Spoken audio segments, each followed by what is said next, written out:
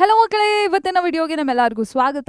ಇವತ್ತು ಒಂದು ಇಂಪಾರ್ಟೆಂಟ್ ಟಾಪಿಕ್ನ ನಿಮ್ಮ ಹರ್ಷನಾ ಮ್ಯಾಮ್ ನಿಮ್ಮ ಮುಂದೆ ತಂದಿದ್ದಾರೆ. What is that? SSLC toppers ಈಗಲೇ SA1ಗೆ ಪ್ರಿಪೇರ್ ಆಗ್ತಿದ್ದಾರೆ ಅಂತ. ಓಕೆ, ಸೊ SA1 ಏನಿದೆ ನಿಮ್ಮ ಹಾಫ್ ಇಯರ್ಲಿ ಎಕ್ಸಾಮ್ ಆಗಿರುತ್ತೆ, ನಿಮ್ಮ ಮಿಡ್ ಟರ್ಮ್ ಎಕ್ಸಾಮ್ ಆಗಿರುತ್ತೆ. ಸೊ ನಾನು ಹೇಳ್ತಿರೋ ಪ್ರಕಾರ ನಿಮ್ಮ ಕ್ಲಾಸಿನ ಟಾಪರ್ಸ್ ಏನಿದ್ದಾರೆ ಅವರು ಆಲ್ರೆಡಿ SA1ಗೆ ಪ್ರಿಪೇರ್ ಆಗಲಿಕ್ಕೆ ಶುರು ಆಗಿರ್ತಾರೆ. ಮಿಡ್ ಇಯರ್ ಅಥವಾ ಹಾಫ್ ಇಯರ್ಲಿ ಎಕ್ಸಾಮ್ ಏನಿದೆ ಅದಕ್ಕೆ ಅವರು ಆಲ್ರೆಡಿ ಪ್ರಿಪೇರ್ ಆಗೋಕ್ಕೆ ತಯಾರಾಗಿರ್ತಾರೆ. ಯಾಕೆ ಹೀಗೆ ಹೇಳ್ತಿದ್ದೀರಾ ಮ್ಯಾಮ್, ನಿಮ್ಗೆ ಹೆಂಗೆ ಗೊತ್ತು ಅಂತ ಎಲ್ಲ ಕ್ವೆಶನ್ಸ್ ನಿಮಗೆ ಅರೈಸ್ ಆಗ್ತಿರ್ಬೋದು. ಸೊ ಈ ಕ್ವೆಶನ್ಸ್ನ ಇವತ್ತು ಆನ್ಸರ್ ಮಾಡೋಣ. ಆ್ಯಂಡ್ ನೀವು ಕೂಡ ಇದೇ ರೀತಿ ಟಾಪರ್ಸ್ ರೀತಿ SA1ಗೆ ಈಗಲಿಂದಾನೇ ಪ್ರಿಪೇರ್ ಆಗಬೇಕು ಅಂದರೆ ಏನೇನು ಮಾಡಬೇಕು, ಹೇಗೆ ಇರಬೇಕು ನಿಮ್ಮ ಸ್ಟ್ರಾಟಜಿ, ನಿಮ್ಮ ಡೈಲಿ ರೂಟೀನ್ ಹೇಗಿರಬೇಕು ಅಂತ ಇವತ್ತಿನ ವಿಡಿಯೋಲಿ ನಾನು ನಿಮಗೆ ಹೇಳ್ಕೊಡ್ತೀನಿ.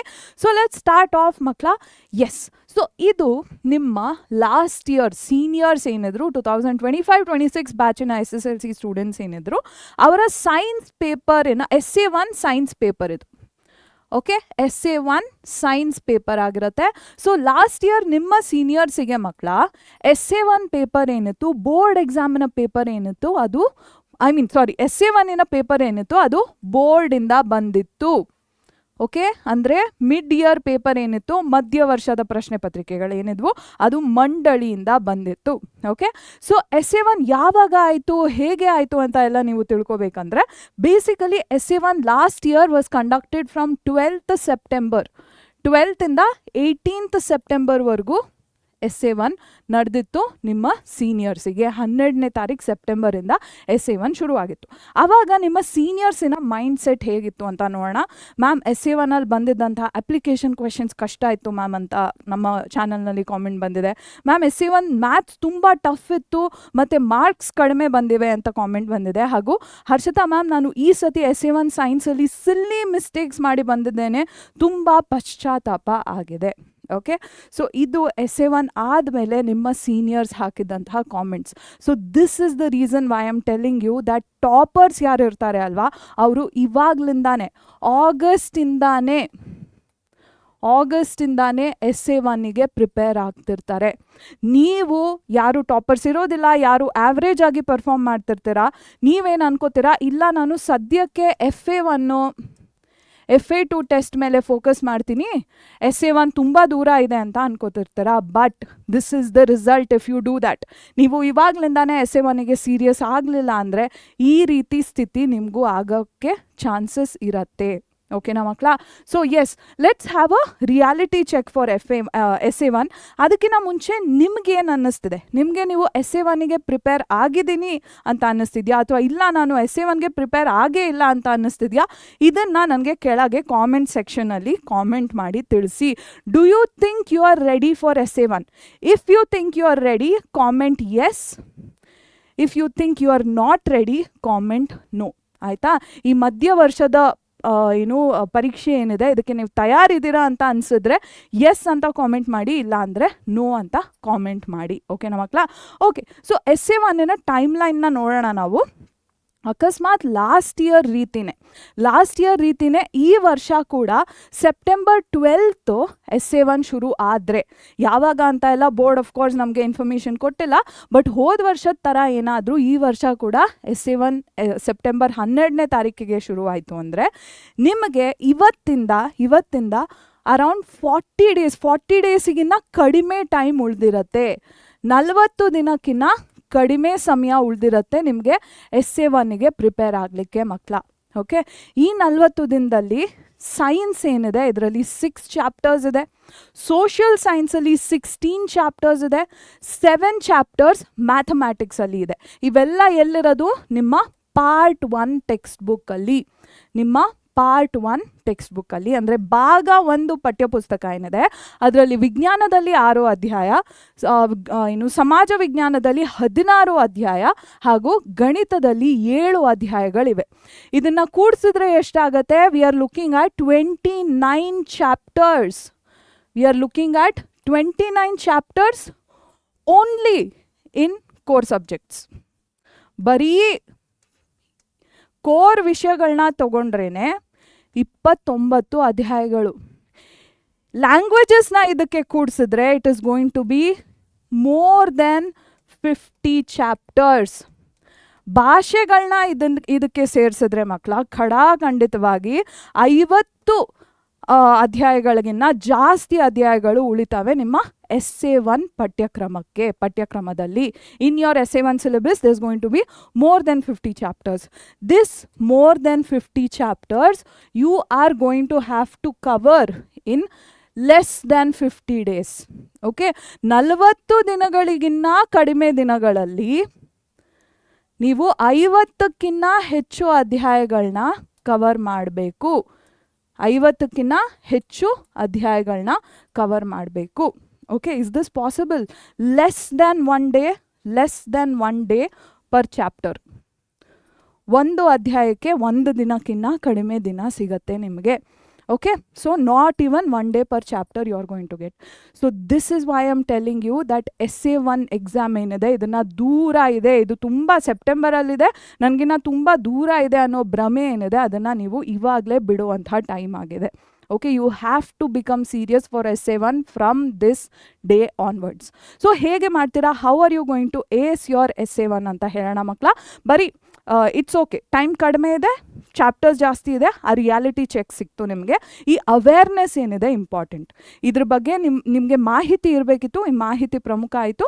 ನಾವು ಇನ್ಸ್ಟೆಡ್ ಆಫ್ ಪ್ಯಾನಿಕಿಂಗ್, ನನ್ನ ಕೈಲಿ ಆಗಲ್ಲ, ನನ್ನ ಕೈಲಿ ಮಾಡೋಕ್ಕಾಗಲ್ಲ ಅಂತ ನೀವು ಬೇಜಾರು ಮಾಡ್ಕೊಳ್ಳೋದಕ್ಕಿಂತ ಸ್ಟ್ರಾಟಜಿನ ಮಾಡಬೇಕು, ಪ್ಲ್ಯಾನನ್ನು ಮಾಡಬೇಕು.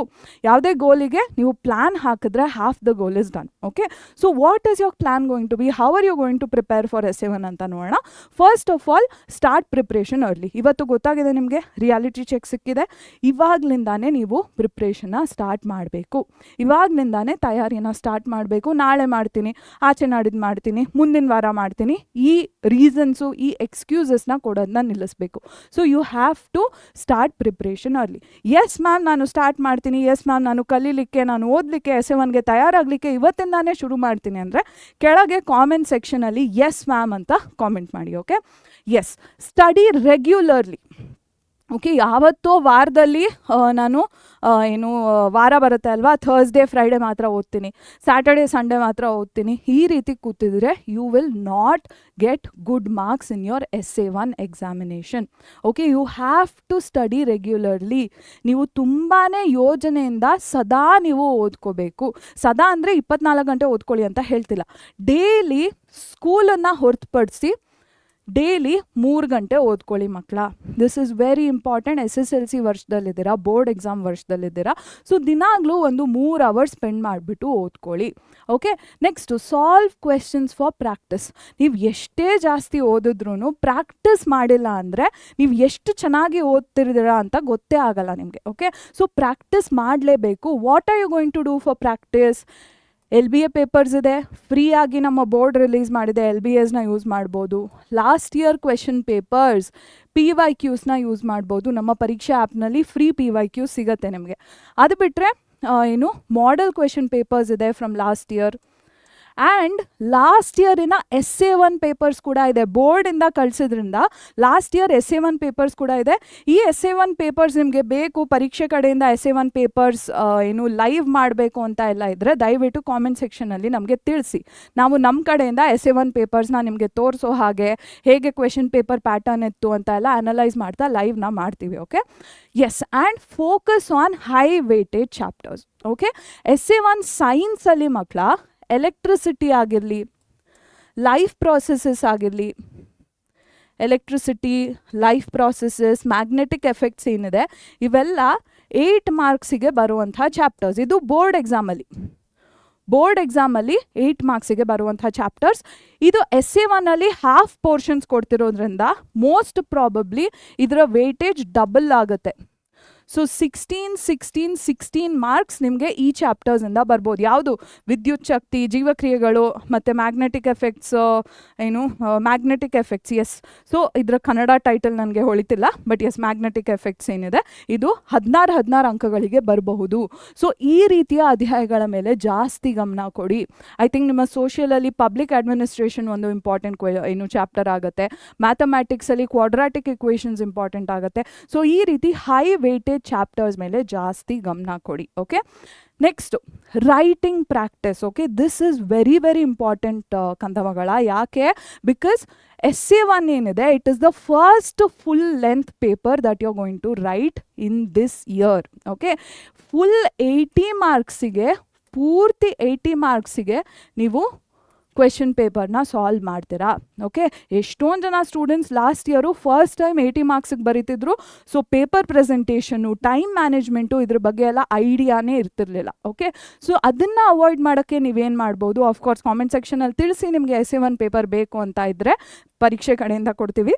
ಈ essay 1 ಪೇಪರ್ ನಿಮಗೆ ಸಿಕ್ಕಿದ ಮೇಲೆ, ನಾವು ಲೈವ್ಗಳನ್ನ ಮಾಡಿದಾಗ essay 1 ಪೇಪರ್ ಸಿಗುತ್ತೆ ಅಲ್ವಾ ನಿಮಗೆ, ಆವಾಗ 3 hours 3 ಗಂಟೆಯ ಕಾಲ 3 hours 15 minutes ನೀವೇನು ಮಾಡ್ತೀರಾ, ಈ essay 1 ಪೇಪರ್ ನಾವೇನು ಕೊಡ್ತೀವಿ ಅದನ್ನು ಕೂತ್ಕೊಂಡು ಸಾಲ್ವ್ ಮಾಡ್ತೀರಾ.